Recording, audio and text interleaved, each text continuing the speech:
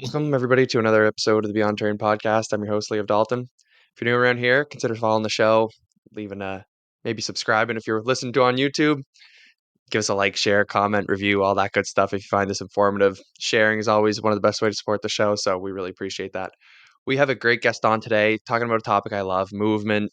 Um, we have Barrett Smith. He is a fantastic mind. I think he takes a very healthy approach towards movement, really holistic approach too. So I'm really excited to kind of learn a little bit more about the method and the philosophy and share with you guys. So, Mr. Smith, thank you so much for coming on today. Thanks for having me.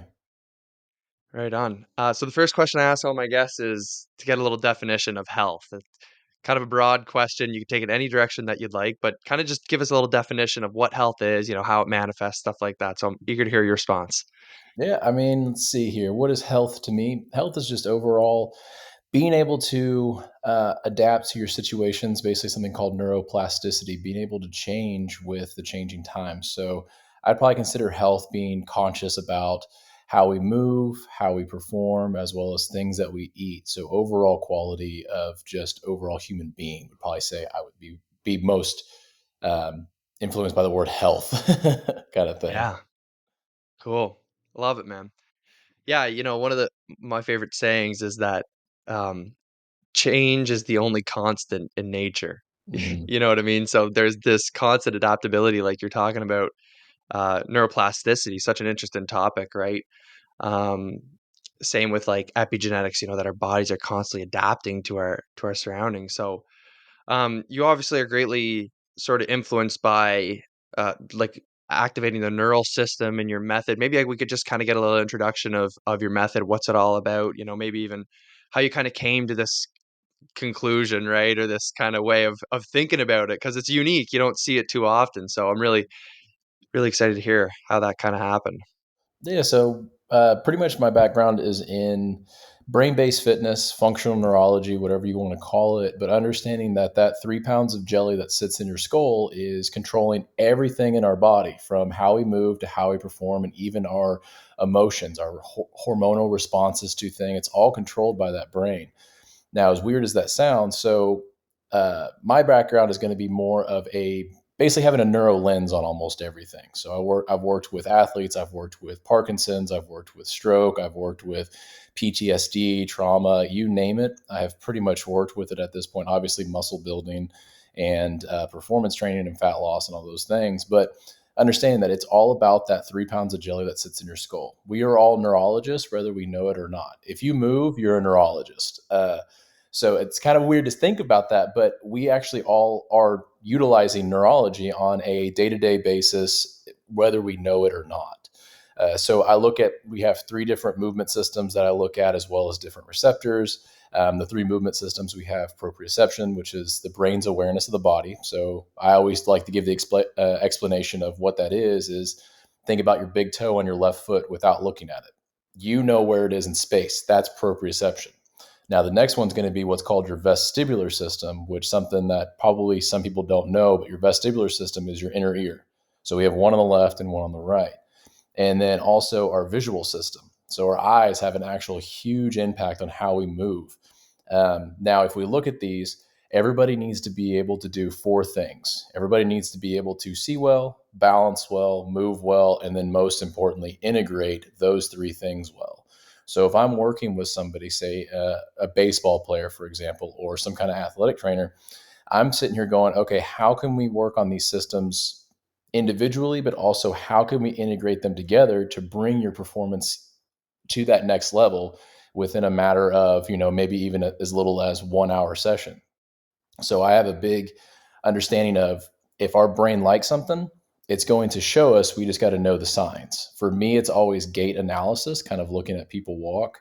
And then if we look at, I normally give people like their own assessments, if that's a range of motion, if they want to check a strength test, if they want to do a cognitive test, all sorts of things I've done where we've tested people's vision. And we've done the Snellen chart, which is that big E chart. And did they jump lines down? Did they go from 2020 to 2015 to 2010 and be able to test those things? And it's like, hey, look, you just jumped 2 lines on a Snellen chart. That is a great reassessment. Like this is what's going to be homework for you that I want you to work on in between our sessions, and basically being able to progress those. So that's kind of my background. I got into this stuff. It's kind of funny. I had a feeling this question was going to come up of how I got into it, but it was mainly I got in this to help myself. I got into this kind of ring because I had a lot of issues. I had, playing football growing up. I had a few ring dingers, all the fun things that we know from that sport. So I wanted to get into this to make me a better person. And then it just kind of happened to spill over into what I do for a living. Kind of aspect. So first I got into it because of me, and then it just kind of rolled over to, my clients and everything like that. Yeah, that's so cool, man. I love that. And I love the way you kind of conceptualize it too. Like it's so fascinating. Something that, we don't consider. And it's such like an obvious truth, right? That there's like this system in us that just controls, it's a part of everything. And to isolate that out of movement, right? Because you don't think about it when you're like, Hmm. especially in like traditional bodybuilding. I remember back in the gym, you just focus on muscle. It's always just muscle, repetition, repetition. So like I feel like there's not much information about tying that in. So that's so cool. And tying in the three systems that you were talking about, like balance and understanding where your body is in time and space. It's so applicable to, obviously every sport, but just like general life affairs as well, right? Like just kind of optimizing your life. Hmm. Sounds like there's quite a healing effect to this. You mentioned that you work a lot with like, neurologically related Hmm. disorders as well. That's so cool. Maybe we could hear a little bit more about how that kind of ties into the health side of things. Yeah, so like I've worked with, I'll give you like a few people that I've worked with in the past. I had a guy one time, he had a stroke back in 90, I think it was like 96 that he had a stroke. And he was actually, he became a physical therapist, and he came to me, and he was having lack of sensory in one hand compared to the other from the stroke, and it's never been the same. And within probably a span of maybe 5 minutes, I was able to get his sensory of his hand back to even on both sides. And it sounds like pretty intense stuff, but it's like understand for me, it's more about understanding the neurology behind it. We build a big stack of a peripheral nerve stimulus with some sensory stimulus, as well as looking at the eyes, and just built this big stack. And all of a sudden, that's what his brain was needing in order to kind of get that equilibrium between the sides again. I've also worked with, pain management, stress management, all of those things. And it's, if we look at it from a brain-based standpoint, is understanding that sometimes we need to either reduce threat on the nervous system, or we actually need to basically increase threat depending on the individual that is standing in front of you. So you have to go through kind of a series of assess, reassess, like I said earlier, and kind of figure out what the actual nervous system is asking for that day. I've worked with another guy who had a stroke. He actually had a hemorrhage on that same side, almost killing that entire cortex out. It was a lot of vision and inner ear work, as well as sensory work, because we wanted to keep that part of the brain still active. And there'd be times that like it would legitimately take me an entire hour to figure out what his brain wanted that day. And it'd be like as his wife is walking in, we found like stuff that worked for him that day. And we had great success with him. It was a lot of building giant stacks in order to get that response that we wanted from his nervous system, and things like that. So it's like I've also worked with, athletics, training athletes, because technically, like I've trained a lot of baseball players, and I'm always asking them, like, is baseball a predictive or reactive sport? So it's a reactive sport. So I'm sitting here going, okay, you first have to see it.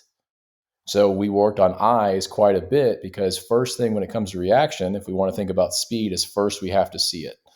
And then from there, building off of that. Um, it's all played around the nervous system. If you're a bodybuilder, you're training the nervous system. If you're an Olympic caliber athlete, you're training the nervous system. If you're trying to get the function out of your hand again from, say, having a stroke, you're utilizing the nervous system to make that stuff happen. So like, whenever I say like we're all neurologists, whether we know it or not, that's 100% accurate, kind of thing. It's a weird concept, but it's like it's true aspect of it.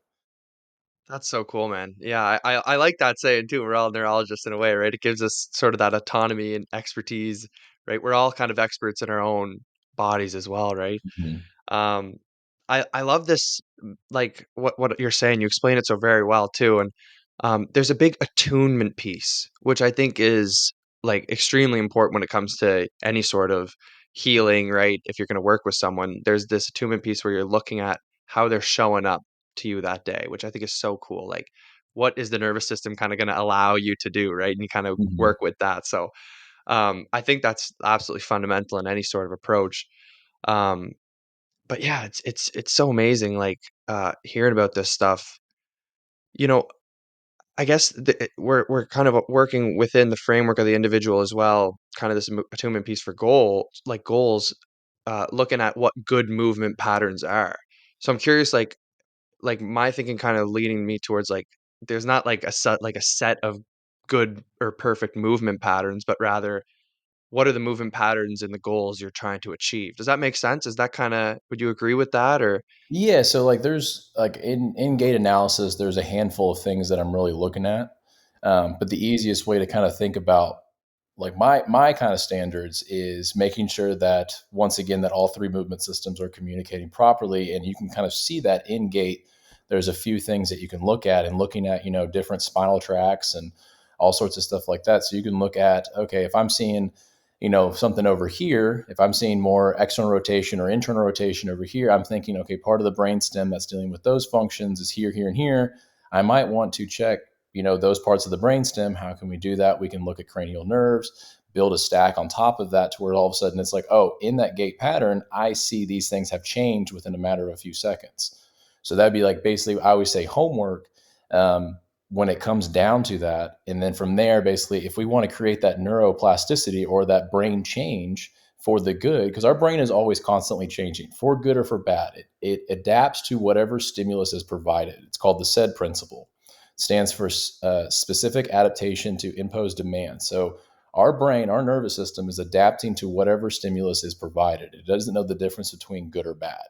So that's why people that sit in chairs all the time and they're like having office chair syndrome, they have tight neck, their eyes always hurt, their neck's always stiff, they have bad backs. It's because their brain goes, hey, this is the new norm, make this normal. Now, if we look at that from a neuroplasticity, we want to create those brain changes for good. So if somebody comes to me and they've had, these issues forever, we got to tell the brain, hey, this is not right. Here's the things that we need to do in order to make this feel better. Now, on top of that, we have to do those drills or those homework exercises to reestablish and constantly remind the brain, hey, this is how it should be. And then we build off of that. So, in other words, we start off and it's like, I always give the example of neuroplasticity is think about how a road becomes a road. It's imagine there's a lot of vegetation out there. Now, we haven't done anything yet. Then all of a sudden, a mouse runs through that forest and it creates a little hole. Now, if we don't do anything, like this is the first time you've ever done that exercise. Now, if we don't do anything, that vegetation is going to grow back to that normal position. But now all of a sudden that mouse run through, and then all of a sudden, say a fox ran through that. That's you working on your homework, and now it's gotten even bigger. And then say a wolf runs through that. All of a sudden it's getting bigger. This is as you're working on it. So you're creating that neuroplasticity. And then eventually an elephant walks through and makes it to this giant hole. But if we just stop there, all of a sudden that vegetation over time is going to get back. But then from here, we as human beings go, hey, that's a road. Let's pave that and concrete it and make it permanent. Now, that doesn't mean that you should never revisit that exercise again, because still think about how we maintain roads. Every once in a while, they come in and they cut the hedges and everything like that. We still have to do those things, but we have a good foundation of this is how it should be. It has corrected things. And then from there, we just kind of go in every once in a while and say, hey, let's tune it up. Or let's make it more complex to where it gets our brain to focus on it again and basically make it to the next level. So neuroplasticity takes time, but at the same time, you can make big changes in a relatively small time. Like show them that, like, hey, you do this, it's going to start out this, and the next thing you know, it's going to build to this massive overall actually change within the nervous system. Yeah, it almost seems to me too like you're kinda addressing, like, the root cause of things too, right? Like, it's more like, um, you're not targeting, like, the muscles, right? It's not like you're looking at the muscles, right? Because there's something that's controlling that, right? So you're going a little deeper than that. Um, Obviously too, we're really close to cognition, right? Thinking, the brain. does that come into this equation at all? You know, like thoughts, minds, and stuff like that, kind of just approaching it from there because we're really closely related. I mean, the mind muscle connection is something that they even they talk about that and like bodybuilding, all that stuff. But I guess we're kind of you're linking them together really well. So maybe we could speak a little bit about that. Like when it comes to the mind, like understanding that, like I believe in basically cognitive training. So there might be times that if I'm working with somebody and say I'm trying to improve their cognitive function, like while putting them under load, while doing these things, like I have videos on my Instagram and, stuff like that, in my YouTube channel of, me personally doing stuff. If I'm holding like an isometric squat, so I'm having to think about having to squat. Now I'm doing dual tasking. So I'm getting more of a cortical activation or a cognitive activation. And I'll have my wife be like, all right, categories, car brands, and I'm sitting there having to list out car brands while holding a squat with like however much weight on my back or in front of me.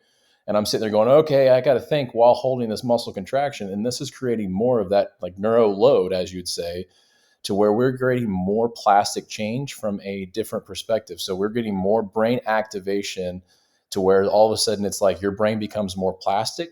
That means it's able to adapt to any kind of stimulus that you give it. So it basically makes it, the more plastic your brain is, if you say were to have you break your leg, for example, you would be able to recover faster than if you weren't as plastic. Or if you have some kind of depression episode, you're able to recover faster. So that's the term, like why we want to make our brain more plastic. So when it comes to neuroplasticity, there's cognitive function, there's actual like sensory function, there's movement function, there's different spinal tract function. So you can look at different spinal tracts, ascending while as well as descending spinal tracts. Then you can look at, different parts of the brain, like, okay, we're looking at the cerebellum, we're looking at the parietal lobe, we're looking at the frontal lobe, we're looking at these things. Are we looking at the brainstem? Are we looking at, those kinds of areas?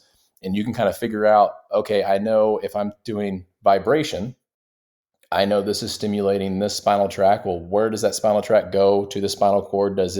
Where does it cross the spinal cord to go to the opposite side cortex? Because we all know that all sensory inputs eventually goes to the opposite side cortex except smell. Or if we're thinking about moving, if I'm moving my left hand, it's my right cortex that is activating. So that's kind of like, so you kind of think about like the roots, kind of thinking about how to kind of almost be like Sherlock Holmes and figure out what's going on. What's the mystery of why these things are happening. So you can start at like basically from the receptor level, if that's sensation or whatever, all the way up going through those things, all the way to the actual cortex. Okay, I've noticed that you might be lacking sensation in whatever nerve. If we're looking at, say, for example, like the radial nerve, backside of your hand, that deals with wrist extension as well as elbow extension, so tricep function. I know that you have a sensory deficit here. I also know that you have poor motor control. So we might stack those things together to where we really get that cortex firing to where all of a sudden it's like, oh, hey, now I can move my wrist. Oh, hey, look at that. My muscle test got a lot stronger. Hey, my sensory test got a lot better. So it's all about just like, what does the brain want? Now, if we're thinking about this from, say, a bodybuilding perspective, like basically getting the muscles to contract, understanding that if I'm wanting to contract a muscle hard, I first probably need to know where it is. So if I understand, okay, let's do some sensory work on a muscle before we go to contract it. Oh, hey, I went from curling, say, 30 pounds. I did some sensory work, and now I can do 35s or 40s relatively easily because my brain is more familiar with that muscle. It's going to allow more strength activation because it's more comfortable with understanding where it is in space, kind of thing. Right on. Yeah. Well, each component has like a really big influence on, you know, on pretty well any example, right? I guess some it's probably like, maybe in the case of bodybuilding, that proprioception factor might be more important than the vestibular factor, but there's still, I feel like, a little bit of everything in every type of Mhm. movement, right? It's really hard to kind of fully separate them out. Mhm. I'm really curious about your thoughts on like mental health type stuff, like healing, like obviously movement is one of the best things for your mental health, right? Like I find we're in this epidemic where no one's moving, right? We're sitting all the time. We go from sitting to sitting to sitting to sitting throughout our day, from work, breakfast, you know what I mean, like to tables to couches. So, anyways, Really curious about your thoughts on on the mental health component here. Is there a connection at all throughout like this way of explaining things? I'm sure Oh yeah, there is, right? absolutely. So think of it like this. So I always say movement is medicine. I say movement is the currency of our brain. So we actually have two brains up here, not like the whole gut brain and stuff like that. Think about the brains up here. So we have one called our first brain or old brain. Now this is all of part of the brain that's all subcortical. So cortical being like the two big cortexes that we all know, the two hemispheres.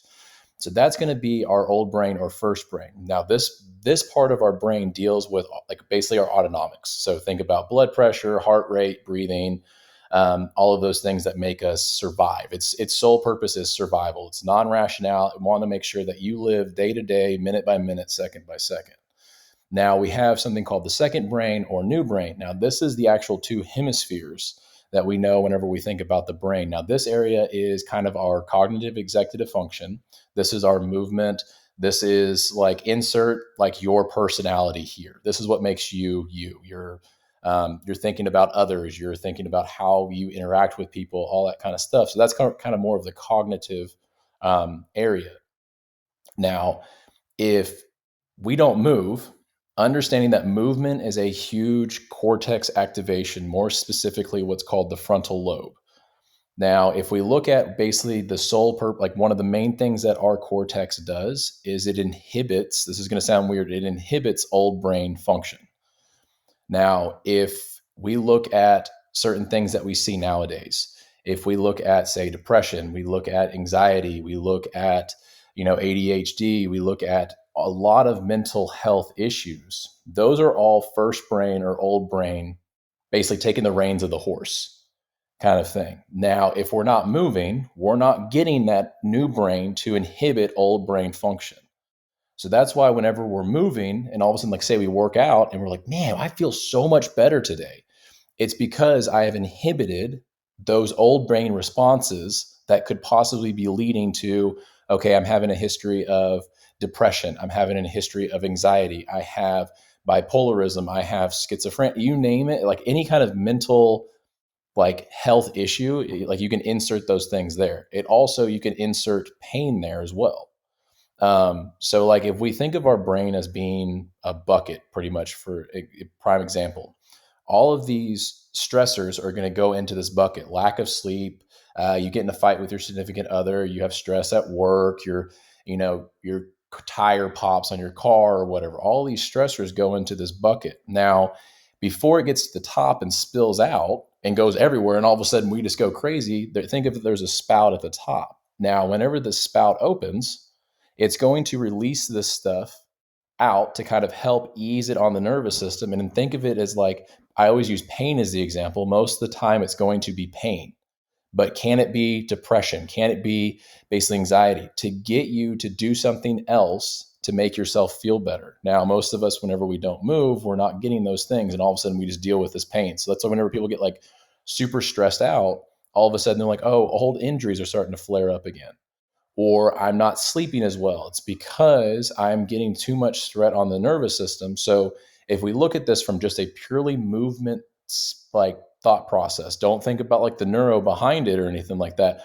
Movement is medicine because we're reestablishing that basically that response of inhibiting that old brain function of, okay, I'm going to have all these issues. Now all of a sudden it's like that those stress starts going down again.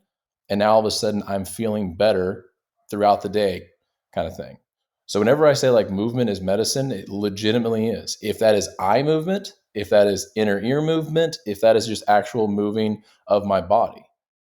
Now, all of those things have a big impact. So like whenever I'm saying like move, people need to move. We are a movement-based species. Like we actually really love complex movement. And nowadays we're sitting in a chair all day looking at a TV screen or a computer screen or a phone, and we wonder why we're having headaches. We're wondering why we're getting migraines. We're wondering why like I just don't feel good all the time. I have no motivation. I have none of these things. Those are all kind of like that threat bucket being released, trying to deal with those stressors. That's that old brain taking the reins of the horse. Like, well, I want to survive. Like these are the things that I got to do to survive.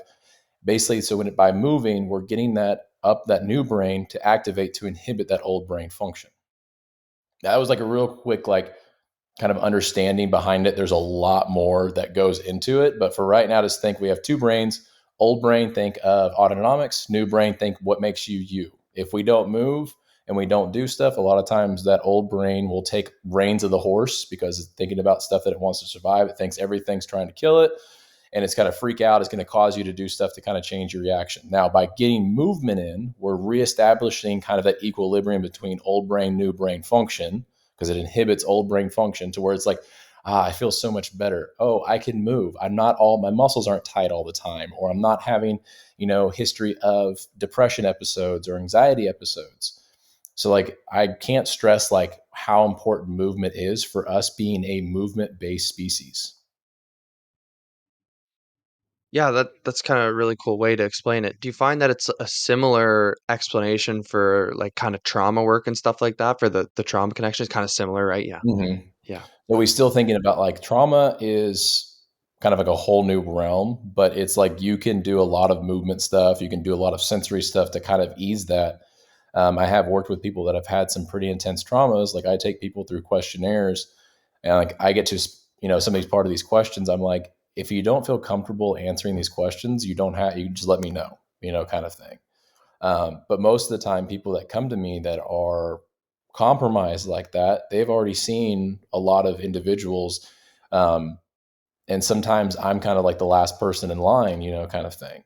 So, like I had a lady one time, she was having like hamstring issues, like legitimately just hamstring issues. And she had some trauma going on in her life. And I think she's been to like a physical therapist. She's been to a chiropractic. She's been to like a medical doctor. She's been to like a neurologist, and they're all like, "You're fine.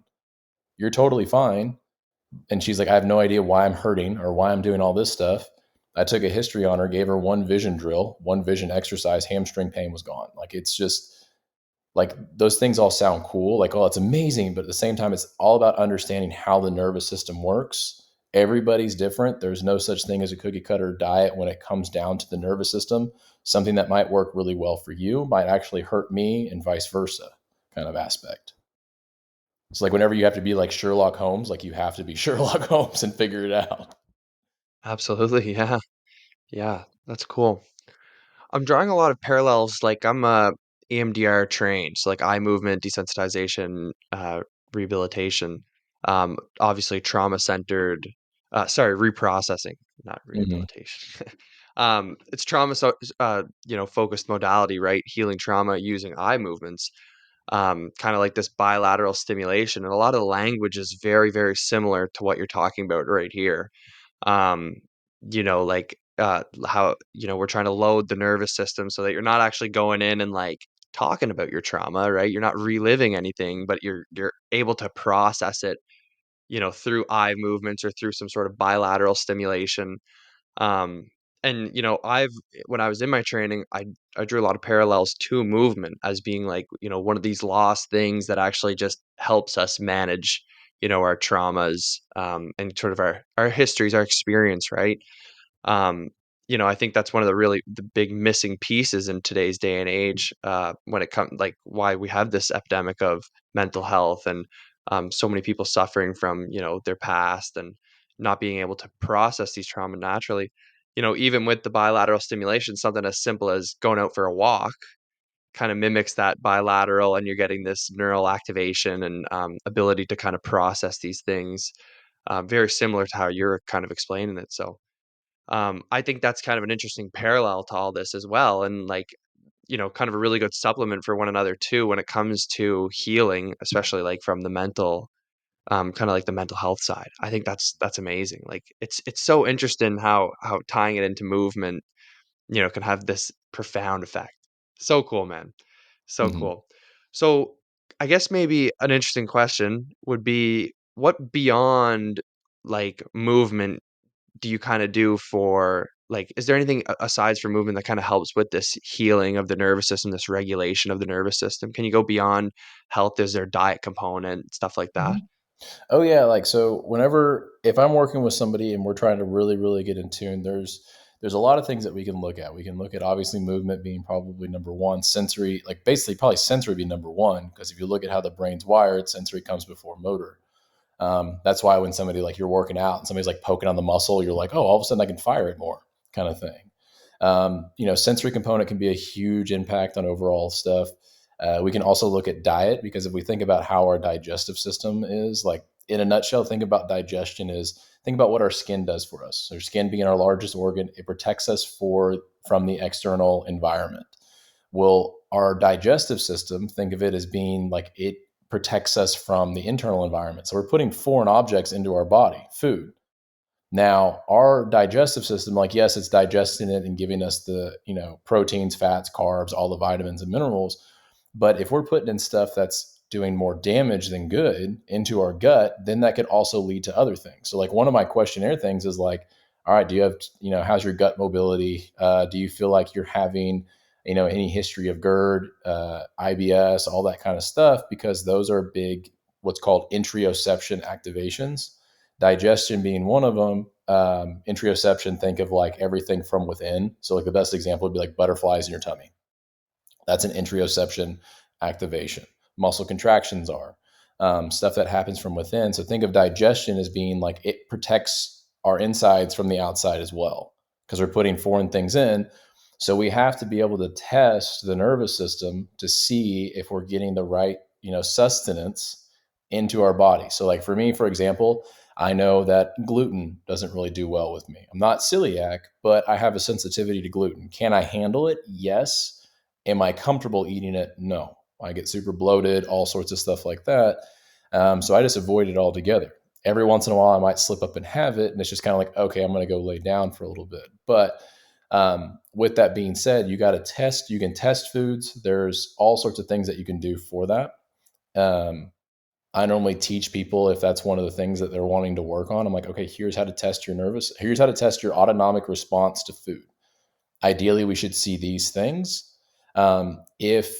If you're not seeing those things, then it's probably not good foods for you, kind of stuff. So if I'm looking at food, I'm looking at movement, I'm looking at sensory components, I'm looking at the body as a whole. Now, what's controlling everything in the body? Once again, it's going to lead back to that nervous system. Like, I can't stress that enough, is the nervous system controls all.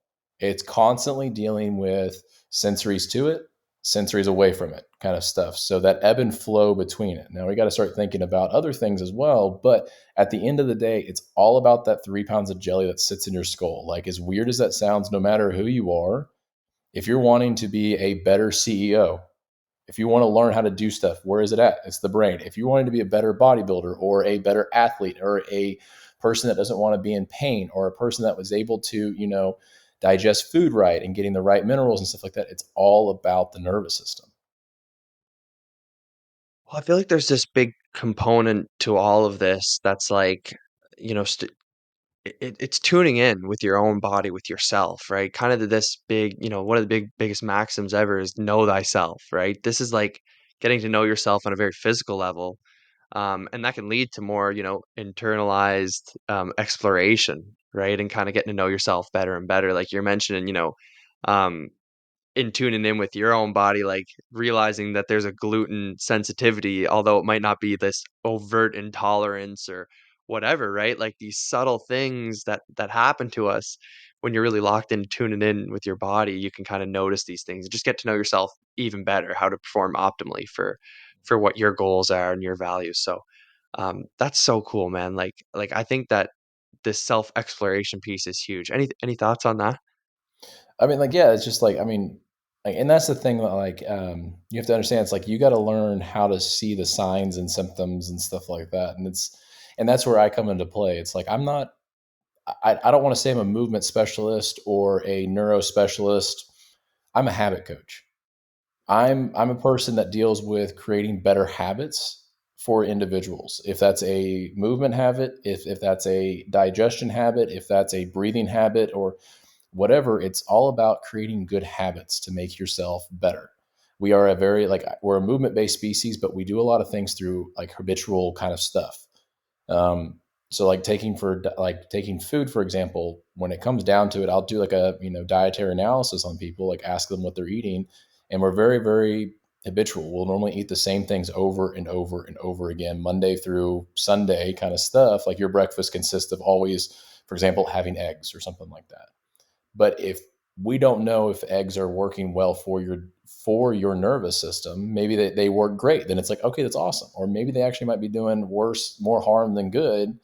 Then we got to figure out what might be a good substitution for eggs or something like that. So it's all about just kind of figuring out like what works best for the individual. And it can kind of be tedious, because if we look at other things, like it can be very, very tedious, but at the same time, once you start kind of figuring those things out, then it's like, oh, I know that these certain things work really, really, really well for me, but these things don't. So I'm probably not going to look at these too much. We'll probably focus on these things for the individual.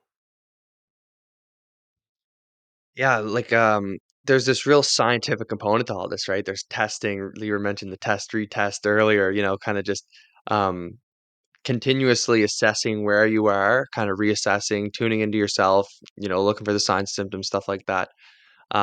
Very like scientific approach, I find, and I think I think that is one of the best ways, even sometimes a little bit of trial and error, right? Figuring out what is going to work for you.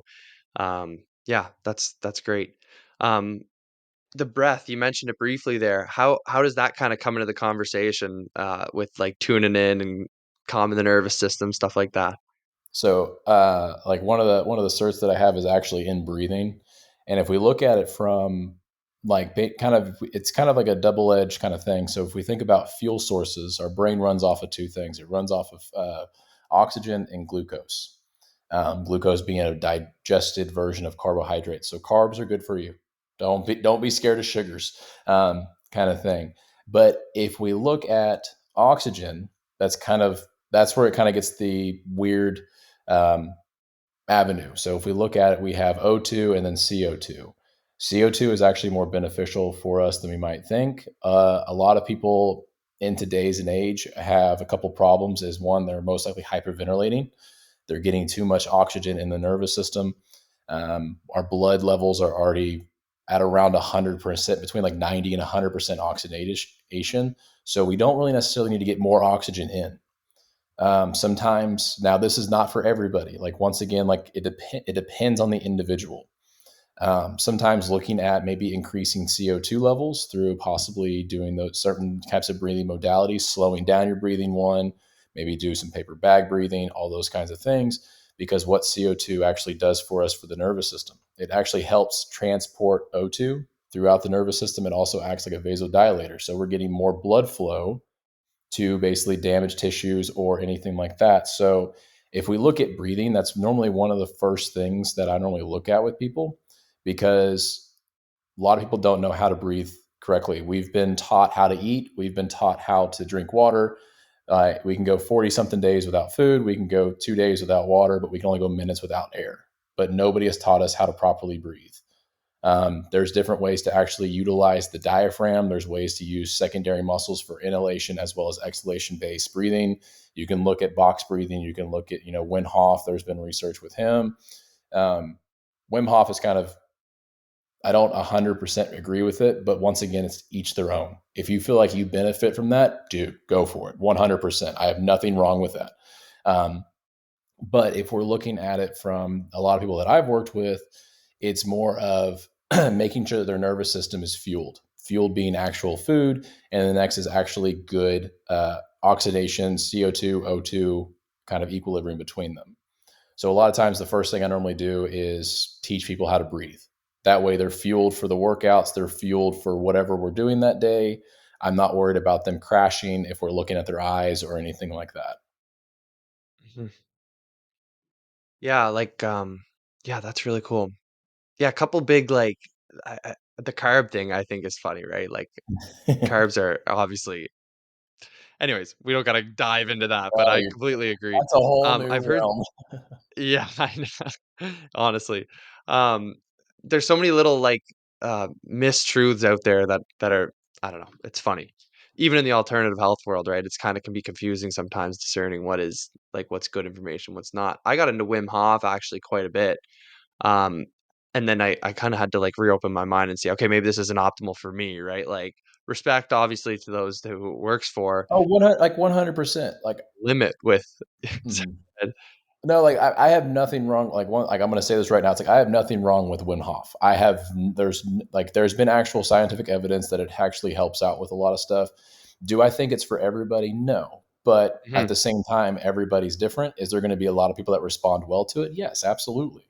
But do I think it's for everybody? No, mhm. Yeah, kind of thing. absolutely. Yeah, no, 100%, that's it, right? And that comes back to that attunement piece, right? And really tuning in with the client and, as yourself, right? An individual trying to tune in with yourself, right? And learn more about yourself and what works, Mhm. what doesn't. So, and again, trial and error. Like I did it for a while, and Exactly. then I was like, yeah, I mean, it just I found other methods that I found just resonated more with me. So, yeah, just always about trying stuff out. What I really like about your approach is extremely holistic, right? Like looking at training things that like they're on the micro scale, or even like kind of you can't see it, right? Like you can't see the nervous system. You can see your muscles, but you can't see the nervous system. Like, so like training these like subtleties, right? Even like the breath, it's not like something you think about like, oh, I should train this, but it's very integrated into your movements, your performance, whether when it comes to sports, stuff like that. Like I find like I've been getting into tennis and my breath is absolutely everything. Like if I'm serving, if my breath is off, forget about it. But Mhm. if I am breathing perfectly and I'm really locked in and tuned into that feeling, I'm not even thinking, right? It's like and then it's perfect. You know what I mean? And it's Mhm. that interesting, kind of attunement again with yourself, right? And learn about yourself. Um, even things like, you know, training parts of your body that aren't you don't think of like training your hands and your feet or your neck, things like that, like we kind of get neglected. Mhm. Does that kind of tie into it too, right? These subtleties of the body, even with the shoulders, very delicate, system, right? I mean, the whole body is, but yeah. Can you speak on that any? Yeah, so like one thing that I'm a big component of is like actually training your hands, like training your as I have like a little blister. This was from doing pull-ups, so don't worry, I have nothing wrong. It's just I'll use this hand. It doesn't have a mark. um, but basically, like training our hands, we have something called there's a very very interesting model out there called the homunculus. The homunculus, I'm saying that right. And it's basically a representation of how much brain space is devoted to each body part. Now, if we think about it, there's a sensory one as well as a motor one. Now, if we think about it, we're really, really in tuned. Like our hands are really, really massive in this homunculus because we have to do very, very minute like movement patterns. We have to be able to pick stuff up, be able to have a certain amount of pressure in order to hold it, all sorts of stuff like that. But we don't think about training our hands. We think about just hand training as okay, I'm going to grab something and hold it. Well, what about doing like motions that are very complex and being able to work individual fingers or anything like that? That way, we're actually getting more brain activation. So once I go back to that, first brain, second brain, and the second brain's goal is to inhibit first brain problems. Maybe training your hands can actually have a big impact on doing that. Training your feet, because we need to know where we are on the ground. It has a lot of what's called basically pressure receptors, baroreceptors. So we need to know how to hold the ground or basically touch the ground. What am I stepping on? Kind of thing. So, like when it comes down to it, you look at our facial features, like our tongue is relatively big because we have to be able to pronunciate, but we don't do any tongue training. Like all we do for tongue training is I'm just going to talk. Well, what about like tongue twisters? What about tongue circles? What about actually sticking your tongue out, pulling it back? What about holding it at different positions? These are great ways to think about it. Our eyes, we have to be able to have huge sensory receptors. Our eyes send to our brain around 75 gigs of information per second. So it's like, if we think about it, our visual system so if we look at our like sensory inputs, our brain does three things. It takes in inputs, it interprets those inputs, and it creates an output. An output is basically like pain is an output. Tight muscles are an output. Depression's an output. All that kind of stuff. If we look at changing sensory inputs, our eyes, probably around 70 to 90% of all sensory inputs going to our brain is coming from our eyes alone. So like if we think about like the big areas that we don't necessarily think about, because everybody, whenever they want to work out, they want to have six packs, they want to have, good chest, good broad shoulders, they want to have all these things. And that's great. That's understanding. That's unbelievably great. Do not get me wrong. Like, good. That's awesome. I want to make sure you look good naked. Like, that's the main goal. But I'm going to dabble into, hey, let's look at just in between sets. Let's look at maybe looking at some hand motions. Oh, hey, look at that. You got stronger. Or, oh, hey, that looks more fluid. Or, hey, we're doing these things. And next thing you know, it's like, oh, I can actually have better hand-eye coordination or whatever it is. Because if we look at how much brain space is devoted to things, our hands are huge, our feet are huge, our facial features are huge, but we come into a day and age where we're sitting here going, oh, I don't want wrinkles. I don't want all these kind of like wrinkles to happen. And people are getting Botox, and it's like you are numbing big areas of our brain pretty much. Now, I'm not like anti Botox. Like there has been some stuff like people that have, trigeminal nerve issues or facial nerve issues. It's like, yes, if that helps with pain relief, that is awesome. That is great. But I don't think, like, once again, it's not for everybody. I don't think people, should be doing it on a day-to-day basis kind of thing. We're actually paralyzing a relatively big nerve that actually deals with muscles of mastication, that deals with facial features and all those kinds of things. We're supposed to have wrinkles. Like, I'm sorry to say it, we age. It's part of life, kind of thing. Don't be scared to have wrinkles. It's okay. I agree. Yeah. Having nice wrinkles around here just means you Oh smiled yeah, like lots. You know what I I have mean? them on my forehead, I have them on my neck, I have them in my crow's feet. It's like it's part of life. I'm getting older. I know I am. It's okay. It's okay to have Embracing wrinkles. it. It's okay to have all these things happen to you. It's part of life. Yeah. Yeah, I love it. It sounds too like this, obviously would probably help a lot with, like, injuries, rehabilitation, right? But even from a preventative standpoint, training these systems likely high in, like, protecting from injury, right? hmm So like Yeah. if we think about it, we our brain has two goals or two jobs pretty much. The first one, and this is the more important one, is survival. Like I said before, it wants to make sure that we live every single minute, every single second, every single day kind of thing. And then the next one is movement. So we have survival, which is going to be kind of like threat reduction. And then we have movement, which is, think of movement as what I said earlier, like the currency of our brain. The more our brain trusts us, the more it's going to allow us to do. If it doesn't trust you, you're sitting down doing nothing all the time. And all of a sudden you say, I'm going to start, I'm just going to go for like a 5 mile run out of nowhere. Your brain's going to go, whoa, what the hell? And next thing you know, it's going to be like you're super sore. You probably got injured. Like you might have tore something, like all those things. That's your brain going, dude, pump the brakes, calm down. Like we're down for this, but it's like, dude, that's too much kind of thing. So like thinking of it like that is like, okay, first job is survival, making sure that everything's running properly, that we live in every single day. And then movement being number two. And so like movement is just currency of the body. The more it trusts you, the more it's going to allow you to be able to do kind of thing. So if you look at like an Olympic caliber athlete, like a gymnastics, like gymnasts, they're going to be super flexible because their brain trusts them with those ranges of motion. Now, if you looked at me trying to do the splits, it ain't pretty. All right. I don't train the splits. I don't want to train the splits. Um, but my brain's going, no, no, no, no, no, no, don't do that. Don't do that. I'm going to make those adductors super tight to where you can't do that, kind of thing. Because it doesn't feel safe in those things. Now, could I train the splits and eventually, over time get there? Yes, 100%. But is it a goal for me that I'm really passionate about it? I'm like, I'm okay with not being able to do the splits. So cool, man. Yeah. So, like, what does a session with you kinda look like? Like, what do you offer, like, hour consultations, stuff like that? Like, what's it kinda look like? So normally, whenever I meet with somebody for the very first time, we sit down and I have a questionnaire that I take people through. If I take it through the full questionnaire, I think it's a little over 100 questions. And it's just yes, no questions. And if you say yes to it, it's kind of like just going into a little detail about you. So it's pretty much taking a history on them. I want to know from when they were born to the day that they walk in to see me. And then obviously history is ongoing.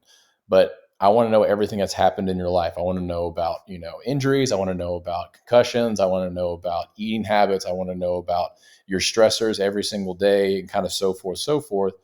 I take them through and basically they answer all these questions and it kind of gives me an idea of where we can start depending on what their goals are. So, me being a trainer, it's like I always want to bring it back to always making sure that we are first and foremost, what are your goals? We want to work on those things. If that's fat loss, well, fat loss, if you think about it from a brain based standpoint, is your brain doesn't want to get rid of your fat. We have to trick it into getting rid of your fat. So, one of the things that I like to work on is breathing. We don't necessarily burn fat, we actually exhale it off. And if we don't know how to breathe properly, we're already inhibiting our body's ability to get rid of it. So basically, thinking about those fuel sources. Now, if they're coming to me for muscle building, it's like, okay, well, if you want to build muscle, are you working only one type of muscle contraction? Are you actually looking at all three types of muscle contractions? Do you even know how to contract the muscle? All of those things. So that way we can kind of look at that. And on top of that, I noticed that, okay, you're lacking. I can see that you said a yes a lot in these areas. So I might basically stack stuff within our session of saying, like, hey, let's just try a visual drill that I know hits these different parts, or an inner ear drill that I know that hits these parts of, say, the brainstem. Okay, I'm just going to assess them real fast. I'm going to give them their own assessment. If that's a forward fold, muscle build, like a muscle test or whatever. And then we're going to try this drill out. And then all of a sudden it's like, oh, I see that your gait got better. Okay, that muscle test, you got a lot stronger. Hey, I need you to work on that outside of our sessions, kind of thing. And then if they're trying to say build muscle or become stronger, all of a sudden within, a session, may have gotten stronger within a few seconds. So like one of the things I always work with athletes is I always tell them, like, you got to love instant strength. I've had people in the past come to me for like issues and like they want to get stronger. I'm like, okay, let's look at this nerve. Like what do you want to become stronger? So for like baseball players, it's a lot of grip strength. So it's like, all right, let's look at, nerve mobility exercises.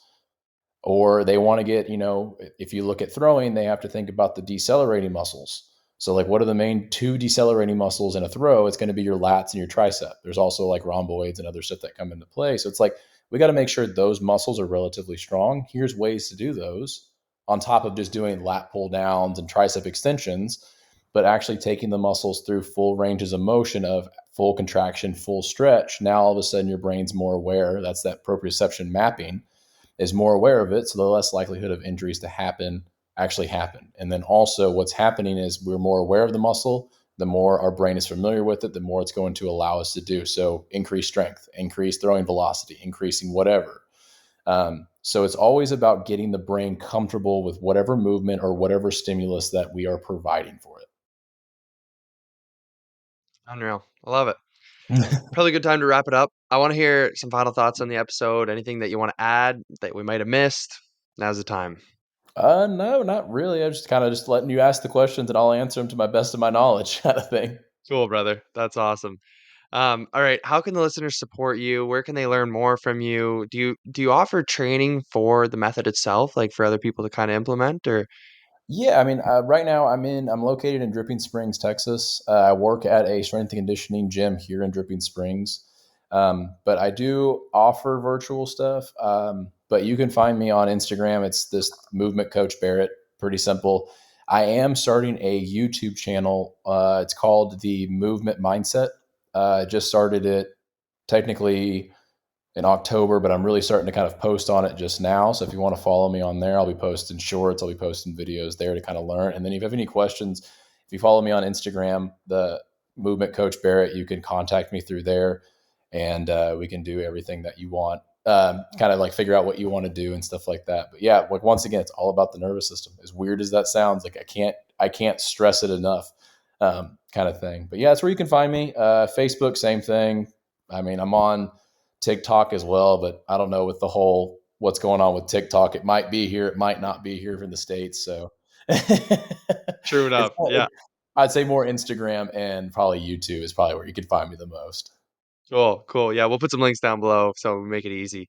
Mm-hmm. That's awesome, man. I'm looking forward to that, to delving into your YouTube channel, learn a little bit Yeah, more. Yeah, your absolutely. videos are on Instagram are awesome, man. Like I love it. I learned so much from you. So definitely recommend all listeners to make sure you follow him because like really informative stuff on when it comes to movement. And as you know, I think we've exhibited kind of applies to more than just movement, right? It's a really holistic kind of thing to, just better your life in general. So Amazing, brother. Thank you so much for your time and for sharing all this wisdom. This has been an amazing episode.